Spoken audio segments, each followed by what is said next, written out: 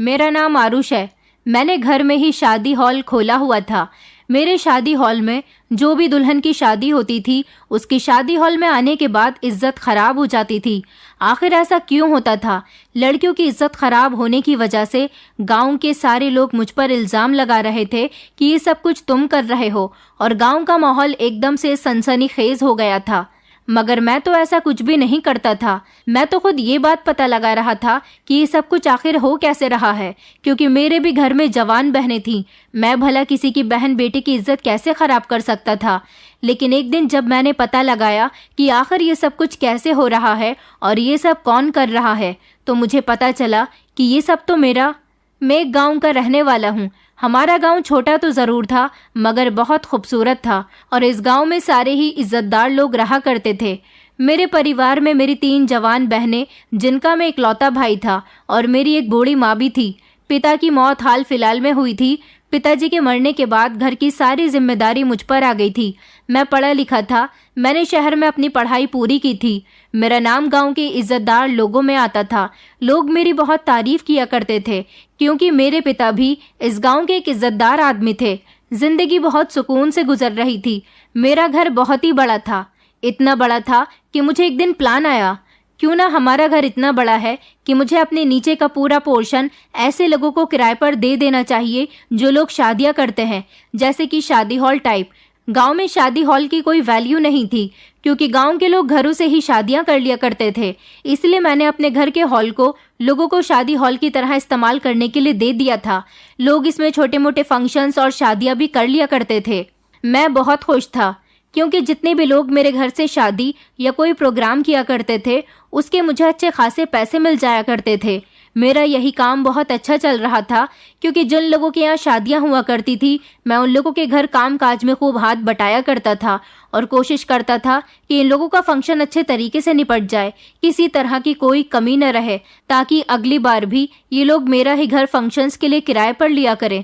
हमारे पूरे गांव में हमारे जैसा घर किसी का भी नहीं था, इसलिए मेरा ये तरीका काम कर गया था।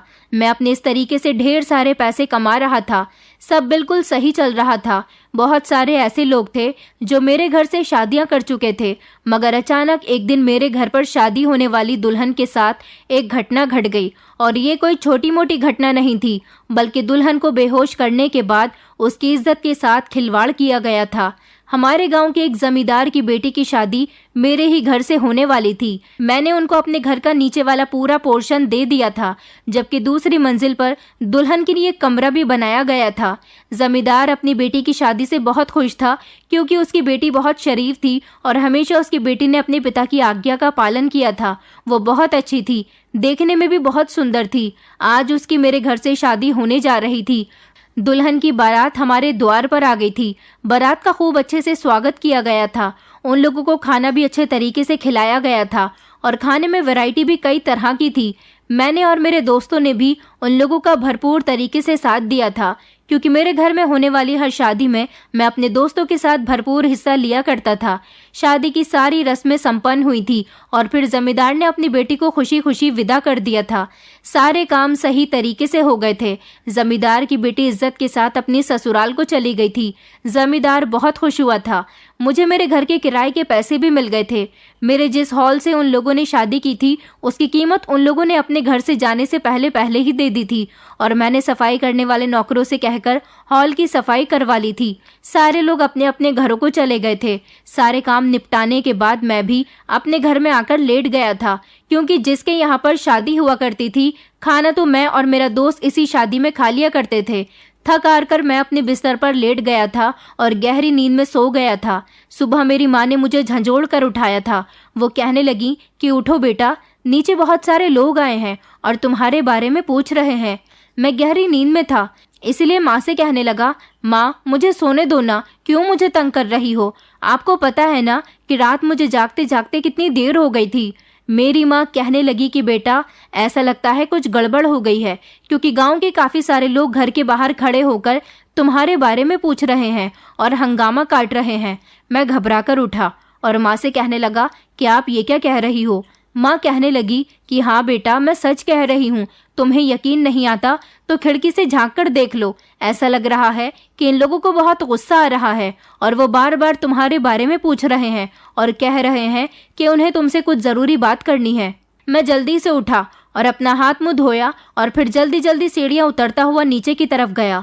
ये देखकर मैं दंग रह गया कि गांव के बहुत सारे लोग एक साथ इकट्ठा होकर मेरे घर के दरवाजे पर खड़े हुए थे। आखिर ये लोग यहाँ क्या कर रहे थे? ये लोग तो सच में बहुत गुस्से में लग रहे थे, क्योंकि इनके साथ गांव के मुखिया जी, सरपंच जी और बड़े बड़े जमींदार भी मौजूद थे। मैंने हाथ जोड़ते हुए कहा कि क्या हो गया है आप सब लोगों को? सबका एक साथ यहाँ पर कैसे आना हुआ? उन लोगों ने गुस्सा करते हुए मुझसे कहा कि आरुष, तुम्हें याद होगा कि रात तुम्हारे घर से एक लड़की की विदाई हुई है। मैंने कहा, जी आप बिल्कुल ठीक कह रहे हैं, मगर बात क्या हुई है? सरपंच जी ने आवाज लगाकर उस लड़की को इशारा किया। वो लड़की रोते हुए आगे बढ़ी। ये वो लड़की थी जो रात दुल्हन बनी बहुत खुश नजर आ रही थी और जिसकी बारात यहाँ पर आई थी। अब तो इस लड़की की हालत देखी नहीं जा रही थी, क्योंकि ये बुरी तरह से रो रही थी और रोते रोते इसकी आंखें भी मोटी मोटी हो गई थी। न जाने ये कब से रो रही थी। मैंने कहा, सरपंच जी, इसे क्या हुआ है? तो सरपंच जी ने मुझे एक ऐसी बात बताई जिसे सुनकर मेरे पैरों तले से जमीन निकल गई। सरपंच जी कहने लगे, ये वही लड़की है जिसकी शादी तुम्हारे घर से हुई थी और यहाँ से विदा होने के बाद इसके पति ने इसे डाइवोर्स दे दी और सुबह ये अपने पति से डाइवोर्स लेकर वापस अपने पिता के पास आ चुकी है। मैंने कहा, मगर ऐसा कैसे हो सकता है? रात ही तो इसकी शादी हुई थी। आखिर ऐसी भी क्या बात हो गई कि इसके पति ने इसे डिवोर्स दे दी? सरपंच जी कहने लगे, क्योंकि कल रात इसकी इज्जत के साथ खिलवाड़ हुआ है। इसके पति का कहना है कि ये कुंवारी नहीं है, बस इसीलिए उसने इसे डाइवोर्स दे दी। जब ये रोते हुए अपने घर आई और इसके माता पिता ने इससे पूछताछ की कि ये सब कुछ इसके साथ कैसे हुआ, तो इसने बताया कि इसके साथ जो कुछ भी हुआ वो तुम्हारे घर में ही हुआ है। कल रात जब ये अपने कमरे में तैयार हो रही थी तो ये बेहोश हो गई थी और फिर उसके साथ किसी ने गलत काम कर दिया। जब ये होश में आई तो इसे पता नहीं रहा कि इसके साथ क्या हुआ है, मगर जब ये विदा होकर अपने पति के पास गई तो उसके पति को साफ साफ पता चल गया था कि ये कुंवारी नहीं रही। इस लड़की की जिंदगी खराब हो गई और ऐसा सिर्फ तुम्हारे घर में शादी करने की वजह से हुआ है। गांव वाले ये बात कहकर शोर मचा रहे थे कि बताओ रात इसके साथ क्या हुआ था, मगर मैं तो कुछ भी नहीं जानता था। मैं उन लोगों से कहने लगा कि मुझे इस बारे में कुछ पता नहीं है, मैं सच सच कह रहा हूँ। फिर गांव का एक आदमी कहने लगा कि सरपंच जी, मुझे तो लगता है कि ये सब कुछ इसने ही किया है, क्योंकि ये इसका घर है और ये अपने घर में कुछ भी कर सकता है। मैंने कहा, नहीं नहीं, आप ये किस तरह की बातें कर रहे हो? भला मैं किसी की बहन बेटी की इज्जत के साथ ऐसे कैसे खेल सकता हूँ, क्योंकि मेरे घर में भी जवान जवान बहनें हैं। इस तरह खूब हंगामा होने लगा था। मैंने उस लड़की से पूछा, क्या तुम जानती हो उसको जिसने तुम्हारे साथ ये सब कुछ किया? तो वो लड़की तो कुछ भी कहने की कंडीशन में नहीं थी, बस लगातार रोई जा रही थी। मैंने गांव वालों से कहा कि क्या किसी के पास इस बात का सबूत है कि इस लड़की के साथ जो कुछ भी किया है वो मैंने किया है? मेरी बात सुनकर सब लोग खामोश हो गए थे।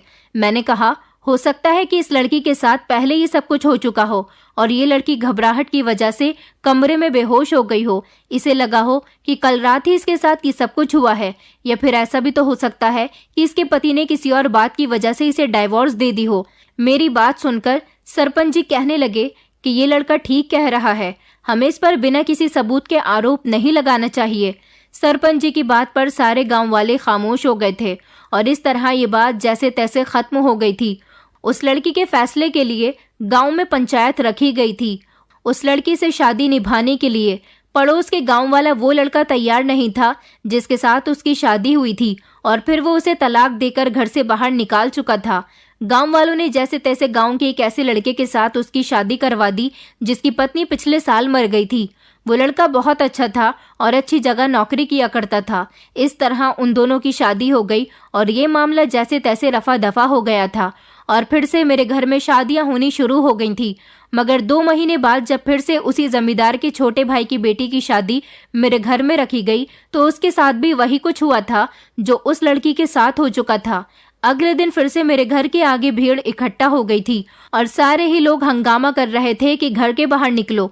मैं जैसे ही शोर की आवाज सुनकर घर के बाहर गया तो ये देखकर मैं दंग रह गया था कि फिर से सारे लोग इकट्ठा होकर कह रहे थे कि कल रात फिर से तुम्हारे घर में हमारी बेटी की इज्जत के साथ खिलवाड़ हुआ है। आखिर तुम्हारा शादी हॉल में ये सब क्या हो रहा है? तुम जानते हो कि इससे पहले भी एक लड़की के साथ ये सब कुछ हो चुका है और तुमने कहा था कि लड़की को उसके पति ने या तो किसी और बात पर डाइवोर्स दे दी होगी या फिर लड़की के साथ ये सब कुछ पहले कभी और हो चुका होगा। इस बार भी दूसरी लड़की का यही कहना है कि उसके साथ ये सब कुछ तुम्हारे शादी हॉल में रात के समय हुआ था, जब अचानक वो तैयार होते समय बेहोश हो गई और फिर जब उसे होश आया तो उसे अपनी तबीयत कुछ ठीक नहीं लगी। जब वो विदा होकर अपने ससुराल चली गई तो उसके पति ने यह बात कहकर उसे डाइवोर्स दे दी कि तुम कुंवारी नहीं हो, और फिर वो लड़की सुबह के समय अपने मायके वापस आ गई। अब बताओ तुम्हारा क्या कहना है? क्या इस बार भी इसी लड़की के पति को कोई गलतफहमी हुई है? मैं तो उन लोगों की बात सुनकर घबरा गया था। मेरे मुंह से शब्द नहीं निकल रहे थे, मगर मैं इस टेंशन में था कि आखिर ये सब कुछ क्या हो रहा है। मैंने उन लोगों को समझाने की कोशिश की कि आप लोग तो मुझे अच्छी तरह से जानते हैं कि मैं कितना इज्जतदार हूँ। मेरे पिता के बारे में भी आप लोग जानते थे। हमारे खानदान में दूर दूर तक किसी ने भी किसी की बहन बेटी को नजर उठाकर कभी नहीं देखा।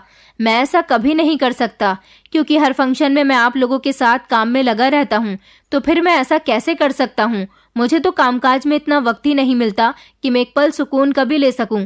खाना भी आप लोगों की नजरों के सामने ही बैठकर खाता हूँ, और फिर जब तक आप लोग अपने घर को वापस नहीं चले जाते तब तक मैं अपने घर वापस नहीं जाता। वो लोग कहने लगे, तो फिर तुम्हारे यहाँ दूसरी बार ऐसा हादसा क्यों हुआ? मैंने कहा, मैं इस बात का कोई जवाब नहीं जानता, क्योंकि आप लोगों की ही तरह इस घटना से मैं भी अनजान हूँ। मैंने इस बार फिर से गांव के लोगों से यही कहा था कि क्या कोई ऐसा सबूत है जो ये बात जाहिर करता है कि इस लड़की के साथ गलत करने वाला मैं हूँ। जब लड़की से पूछा गया तो उसने मना कर दिया कि उसे नहीं लगता कि मैंने उसके साथ ये सब कुछ किया है। इस तरह पंचायत ने इस लड़की के हक में भी कोई सही फैसला करके इस लड़की की जिंदगी को भी बेहतर बना दिया था। मगर मैं इस बात से परेशान था कि मेरे घर में ये सब कुछ कैसे हो रहा था। आखिर मेरी अपनी भी तो बहनें थीं, उन्हें तो आज तक कभी कोई नुकसान नहीं पहुंचा था। मैं बहुत परेशान रहने लगा था। गांव वाले सबका इल्जाम मुझे दे रहे थे।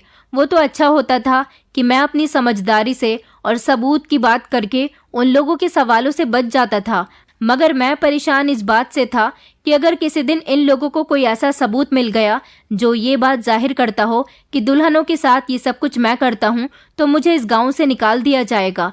आखिर गांव में मेरी क्या इज्जत रहेगी? मेरी माँ ने जब मुझे परेशान देखा तो वो यही कहने लगी कि अच्छे लोगों के साथ हमेशा अच्छा होता है और बुरे लोगों के साथ हमेशा बुरा होता है।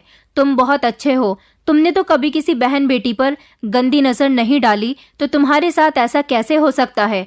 भगवान पर भरोसा रखो, सब कुछ ठीक हो जाएगा। लेकिन अब कुछ भी ठीक नहीं हो रहा था।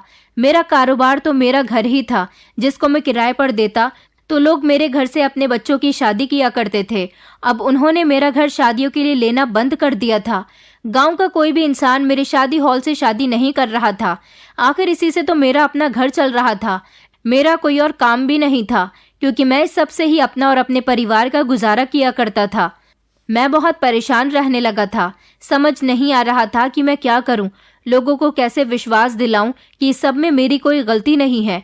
कई लोगों को तो मैं इस बात का विश्वास दिलाने की कोशिश भी करता था, मगर कोई भी मेरी बात मानने के लिए तैयार नहीं था। अब मेरे घर से कोई भी शादी नहीं करता था। मैंने अपना नीचे का हॉल बंद कर दिया था। मेरे दोस्त भी मुझसे इस बारे में पूछते थे कि आखिर तुम लोगों को यकीन क्यों नहीं दिलाते। अब मैं उन्हें क्या बताता कि मैं लोगों को तो कई बार यकीन दिला चुका हूँ। बिना किसी सबूत के लोग मुझ पर इतना बड़ा इल्जाम लगा देते हैं। मेरे दोस्त भी मेरे साथ मिलकर शादी के कामों में लगे रहते थे। हम 3 दोस्तों का ग्रुप था। जब भी मेरे घर में कोई फंक्शन होता था, मैं अपने दोस्तों को बुला लिया करता था और शादी हो जाने के बाद थोड़े से पैसे उन लोगों को भी दे दिया करता था। वैसे तो वो दोनों ही अलग अलग जगह पर नौकरी पर लगे हुए थे, लेकिन वो लोग शाम को फ्री होते तो मेरे साथ साथ बहुत मेहनत किया करते थे। ऐसा इसलिए था क्योंकि मैंने केटरिंग के लोग नहीं रखे हुए थे। वेटर बनकर मैं और मेरे दोस्त ही बारात में आए हुए लोगों को खाना सर्व किया करते थे। मेरा शादी हॉल वाला काम पूरी तरह से बंद हो गया था। अब मैं खाली बैठा रहता था और सोचता रहता था कि ऐसा क्या करूं जिससे मेरी सच्चाई साबित हो सके और पता चल सके कि आखिर शादी होने वाली दुल्हनों की इज्जत के साथ कौन खेल जाता है। एक दिन मैं बैठा हुआ अपना दिमाग लड़ा रहा था। मैंने सोचा कि ऐसा कौन अनजान इंसान है जो ये गलत काम करेगा, क्योंकि ऐसा एक बार नहीं बल्कि 2-2 शादियों में हो चुका है। फिर मैंने ध्यान लगाया कि दोनों ही दुल्हनों के साथ ये सब बारात आने से पहले ही हुआ था। उस हिसाब से तो बारात वाले लोग तो दुल्हन के साथ ये सब कुछ नहीं कर सकते। इसका मतलब यही था कि ये जो कोई भी था वो हम ही लोगों में से कोई था। लोगों का शक मुझ पर जा रहा है, मगर मैं ऐसा नहीं कर सकता और मैंने ऐसा किया भी नहीं है। मेरे साथ आखिर कौन होता है? मेरे परिवार में भी कोई नहीं है। फिर अचानक मेरा ध्यान मेरे अपने दोस्तों पर गया, मगर मैं अपने दोस्तों पर शक नहीं कर सकता था। मेरे दोस्त बहुत मेहनती थे। आखिरकार वो पैसे के लिए काम करते थे, तो फिर वो ऐसा क्यों करते थे? लेकिन फिर कुछ सोच विचार करने के बाद मेरा ध्यान अपने एक दोस्त अखिल पर गया, जो कि इन दोनों बार दुल्हन की शादी की रस्में होने से पहले किसी न किसी काम का बहाना लेकर बीच फंक्शन से ही गायब हो गया था।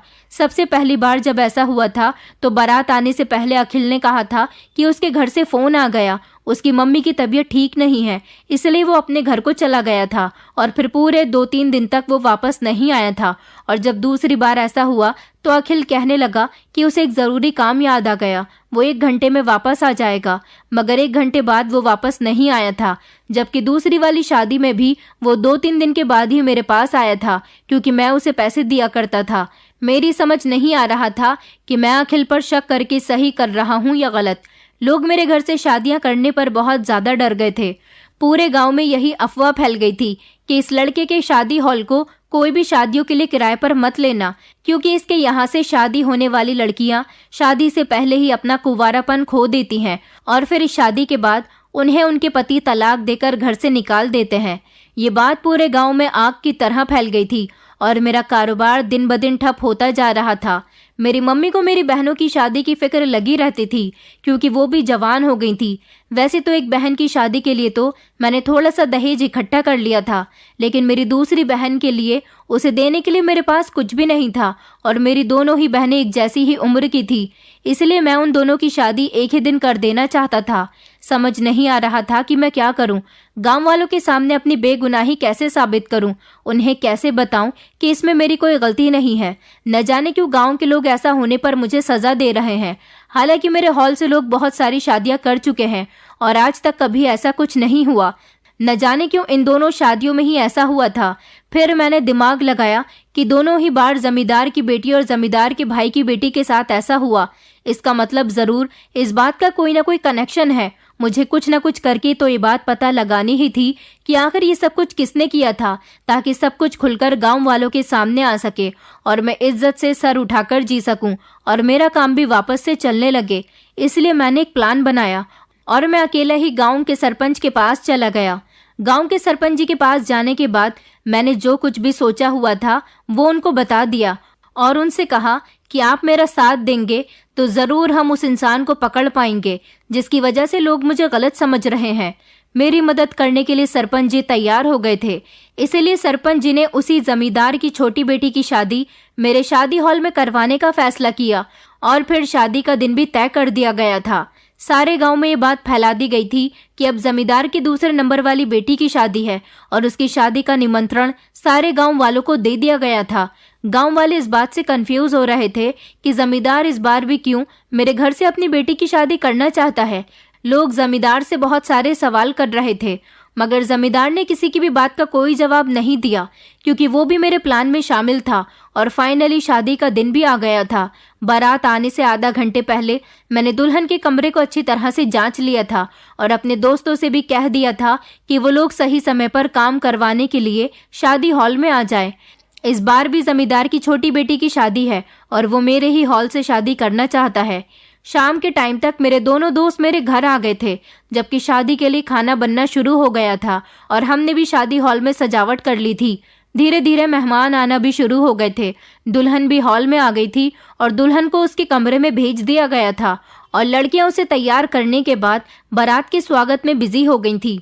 मगर मैं अपना मोबाइल लेकर अपना काम करने के लिए बैठ गया था, क्योंकि मैंने दुल्हन के कमरे में पहले ही कैमरे लगवा दिए थे और उनको अपने मोबाइल से कनेक्ट कर लिया था ताकि देख सकूं कि कमरे के अंदर कौन कौन जा रहा है। कुछ लड़कियां थीं जो दुल्हन से बातचीत कर रही थीं और फिर उसके बाद वो भी कमरे से बाहर आ गई थी। दुल्हन कमरे में अकेली बैठी हुई थी, मगर ये देखकर मैं दंग रह गया था कि दुल्हन के कमरे में जाने वाला इंसान मेरा दोस्त अखिल था और उसके हाथों में एक फूलों की थाली थी। वो फूलों की थाली कमरे के अंदर लेकर गया था। ये सफेद चमेली के फूल थे। आखिर इन सफेद रंग के फूलों का तो पूरे प्रोग्राम में कोई काम ही नहीं था और ना ही ये फूल हमने किसी काम के लिए मंगवाए थे। फिर अखिल दुल्हन के कमरे में सफेद रंग के फूलों की थाली रखकर कमरे से बाहर चला आया था। ये बात मेरी समझ नहीं आई थी। मैं अपने मोबाइल से दुल्हन के कमरे का नजारा साफ साफ देख रहा था। थोड़ी ही देर गुजरी थी कि मैंने देखा दुल्हन बैठे बैठे अचानक बिस्तर पर गिर गई थी। इसका मतलब ये था कि वो बेहोश हो गई थी, मगर वो बेहोश कैसे हुई थी, ये बात तो मेरी समझ नहीं आई थी। अगले ही लम्हे कमरे के अंदर आने वाले इंसान को देखकर मेरे पैरों तले से जमीन निकल गई थी, क्योंकि थोड़ी देर के बाद दोबारा मेरा दोस्त अखिल दुल्हन के कमरे में आया और उसने कमरे के दरवाजे को अंदर से अच्छी तरह से बंद कर लिया। फिर वो धीरे धीरे दुल्हन के करीब जाने की कोशिश कर रहा था। तभी मैंने झट से मोबाइल बंद किया और मैं 2-3 लोगों को अपने साथ लेकर दुल्हन के कमरे में चला गया। देखा तो दुल्हन के कमरे का दरवाजा अंदर से बंद था। मैंने झट से दरवाजा खोलने की कोशिश की, मगर दरवाजा नहीं खुला, इसलिए मैंने दरवाजे को तोड़ दिया था। मेरे साथ काफी सारे लोग थे। उन सब लोगों ने अखिल को दबोच लिया और उसके साथ मारपीट करनी शुरू कर दी, जबकि दुल्हन अभी भी बेहोश बिस्तर पर पड़ी हुई थी। कुछ औरतों ने कमरे के अंदर जाकर दुल्हन को होश में लाने की कोशिश की, मगर दुल्हन होश में नहीं आ रही थी। जल्दी से डॉक्टर को बुलाया गया और अखिल को हम सब लोग पकड़कर नीचे की तरफ ले आए थे, जहां पर शादी का समारोह हो रहा था। पहले ही मेरे साथ के लड़के अखिल को काफी मार चुके थे और धकेलते हुए उसे नीचे लेकर आ गए थे। शादी का समारोह बंद कर दिया गया था। सब लोगों के सामने अखिल को कहा गया कि तुम सच्चाई बताओ, आखिर तुम ये सब कुछ क्यों कर रहे थे। डॉक्टर ने दुल्हन के बारे में बता दिया था कि ये थोड़ी देर में होश में आ जाएगी। मैंने अखिल से सवाल किया कि बताओ तुमने ये सब कुछ क्यों किया। तुम नहीं जानते कि तुम्हारी करतूत की वजह से मेरा कितना बड़ा नुकसान हो रहा है। लोगों को लगता है कि दुल्हनों के साथ ये सब कुछ मैं करता हूँ, मगर आज पता चला कि तुम ये सब कुछ करते हो। बताओ तुम क्यों दुल्हनों के कमरे में गए थे और दरवाजा बंद करने के बाद तुम उसके साथ क्या करने की कोशिश कर रहे थे। अखिल कुछ भी बताने के लिए तैयार नहीं था। वो मेरा दोस्त था, मगर मुझे उससे ऐसी उम्मीद नहीं थी। मैंने उसके गाल पर एक जोरदार थप्पड़ मार दिया। तब जाकर वो अपनी सच्चाई उगलने को तैयार हुआ था। गांव के सारे लोग मेरे घर के आगे जमा थे और अखिल के मुंह से सारी सच्चाई सुनने के लिए बेचैन हो रहे थे। फिर अखिल ने बताया कि मैंने इन लड़कियों के साथ कुछ भी गलत नहीं किया। जैसा मेरी बहनों के साथ हुआ था, वैसा ही मैं इन जमींदारों की बेटियों के साथ करना चाहता था। 10 साल पहले की बात है। मेरी 2 जवान बहनें थीं। जब मैं शहर में पढ़ाई करने के लिए गया हुआ था, हमारे घर पर कोई भी मर्द नहीं था, क्योंकि मेरे पिता मर चुके थे और मैं अपनी बहनों का इकलौता भाई और माँ का इकलौता सहारा था। इसलिए उन्होंने मुझे शहर पढ़ने के लिए भेज दिया था, ताकि मैं पढ़ लिख कर उनका सहारा बन सकूं। मुझे एक दिन पता चला कि मेरी बड़ी दीदी ने आत्महत्या कर ली है। मेरी दोनों बहनें मुझसे बहुत प्यार किया करती थीं। अपनी दीदी की मौत की खबर सुनकर मुझसे रहा नहीं गया और फिर मैं कुछ दिनों के लिए गांव आ गया था। मैंने बहुत जानने की कोशिश की कि मेरी दीदी ने आत्महत्या कैसे की, मगर इस बारे में कुछ पता ही नहीं चला था। उस समय मैं ज्यादा कुछ जानता नहीं था। काफी दिनों तक मैं अपनी माँ और बहन के पास रहा। मेरे सामने तो ऐसा कुछ भी नहीं हुआ था जो मुझे शक में डाल देता। मुझे यही लगता था कि गरीबी भरे हालात से तंग आकर मेरी बड़ी बहन ने आत्महत्या कर ली है।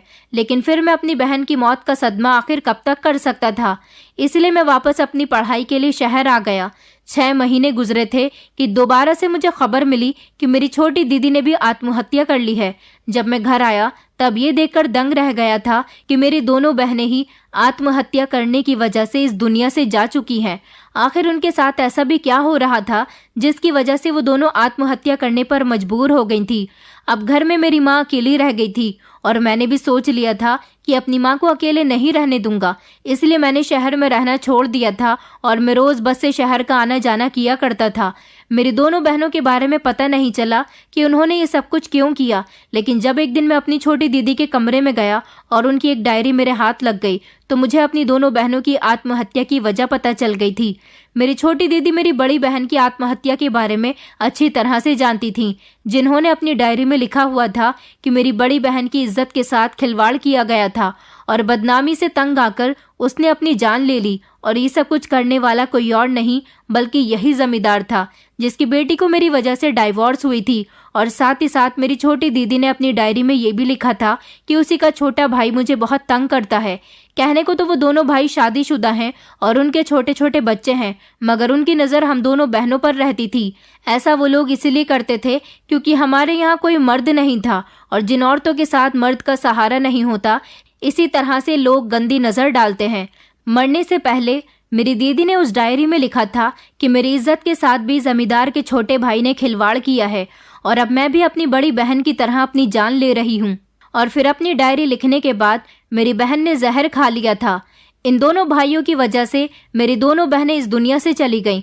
जब वो डायरी मैंने पढ़ी तभी मैंने ये फैसला कर लिया था कि एक समय में मैं इन दोनों की बेटियों के साथ भी ऐसा ही करूँगा और इन दोनों की बेटियां किसी को मुंह दिखाने लायक नहीं रहेंगी।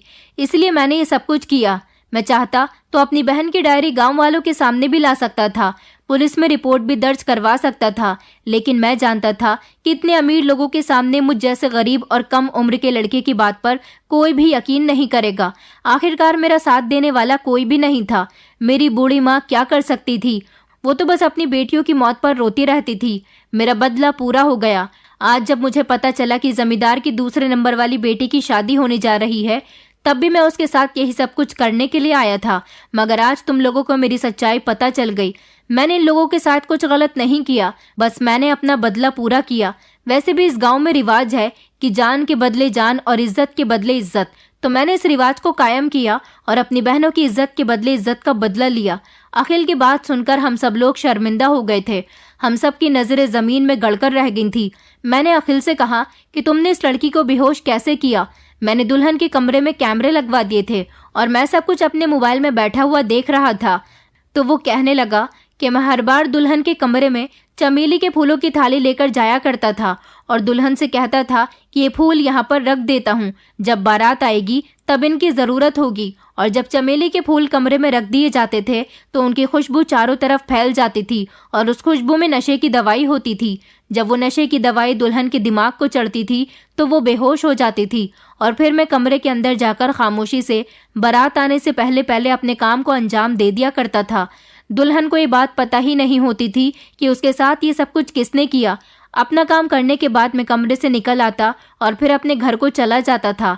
इसलिए किसी को भी मेरे ऊपर कभी शक नहीं हुआ और मैं जानता हूँ कि हर बार इन लोगों ने तुम्हें ही इल्ज़ाम दिया। मैं इस बात से बहुत शर्मिंदा हूँ, लेकिन मैं अपनी बहनों की मौत का बदला लेना चाहता था। अखिल ने सरपंच जी की तरफ देखकर कहा कि सरपंच जी, अब आप मेरी पूरी बात सुनने के बाद क्या फैसला करना चाहेंगे? क्योंकि इज्जत के बदले इज्जत का फैसला तो मैं कर चुका हूँ। सरपंच जी ने जब घूर कर जमींदार और उसके भाई की तरफ देखा तो उन दोनों ने अपनी नजरें झुका ली थीं। सरपंच जी ने फैसला किया कि इन दोनों भाइयों को इनके परिवार सहित पूरे गांव से निकाल दिया जाए, क्योंकि पूरे 10 साल पहले जो इन्होंने अखिल की बहनों के साथ किया वो सच में बहुत बुरा हुआ था। वो दोनों ही लड़कियां अपनी इज्जत को छुपाने की खातिर अपनी जान से चली गई थी और इन दोनों को इस बात की कोई परवाह नहीं थी। इसीलिए ऐसा फैसला करना सरपंच जी के लिए बहुत ज़रूरी था, ताकि ऐसा आने वाले समय में कोई भी किसी की बेटी के साथ ना कर सके। अखिल ने जो किया था वो अपनी गलती पर शर्मिंदा था और फिर उसने उसकी वजह भी बता दी थी। वो हम सब लोगों से हाथ जोड़कर माफ़ी मांग रहा था। उसे तो माफ़ कर दिया गया, मगर जमींदार और उसके छोटे भाई को गांव से निकालने का ऐलान पूरे गांव में कर दिया गया था। जमींदार और उसका छोटा भाई सरपंच जी से माफ़ी मांग रहे थे कि हमें माफ़ कर दीजिए, हम आगे ऐसा कुछ नहीं करेंगे। ये बात तो 10 साल पुरानी है और उन दोनों लड़कियों के मरने के बाद हमने किसी भी लड़की पर गलत नज़र डालने की कोशिश नहीं की, लेकिन सरपंच जी ने उन्हें माफ़ नहीं किया। सरपंच जी कहने लगे कि तुम दोनों की वजह से लड़कियों की इज्जत भी गई और उनकी जान भी गई। उनकी जान तो कभी वापस नहीं आ सकती और ना ही गई हुई इज्जत कभी वापस आती है।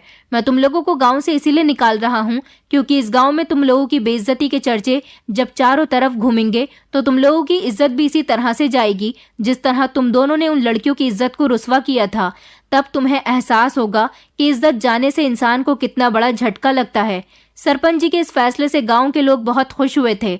सरपंच जी ने फिर सब लोगों को बताया था कि आज आरुष की वजह से ये सच्चाई सबके सामने खुलकर आई है, क्योंकि ये इल्जाम आरुष पर लग रहा था। इसलिए उसने मेरे साथ मिलकर एक बड़ा प्लान बनाया, झूठी शादी का। आज जमींदार की बेटी की शादी नहीं हो रही थी, बल्कि जमींदार की बेटी की झूठी शादी करवाई जा रही थी, ताकि हम आरोपी को पकड़ सकें। सरपंच जी ने अखिल से कहा था कि तुम चाहते तो ये बात हमें भी बता सकते थे, लेकिन तुम सही कहते हो, शायद हम लोग तुम्हारी बात पर यकीन नहीं करते। उस समय तुम छोटी उम्र के थे, तुम्हें कोई भी आसानी से झूठा साबित कर सकता था।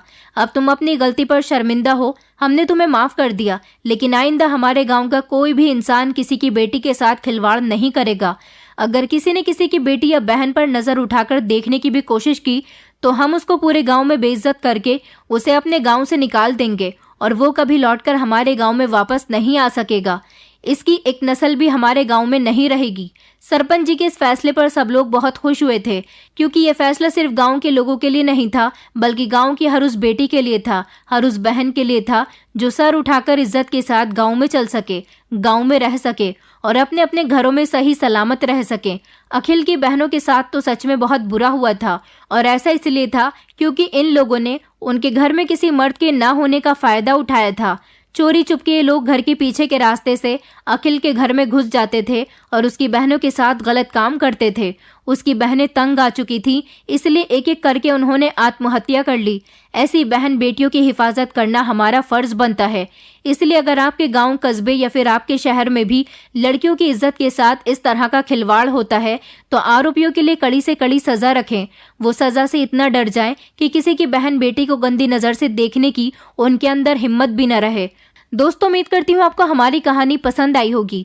कहानी पसंद आई है तो वीडियो को लाइक करें, चैनल पर नए हैं तो चैनल को सब्सक्राइब करें और हाँ, नोटिफिकेशन बेल को जरूर दबाएं ताकि अगली अपडेट सबसे पहले आपको मिले।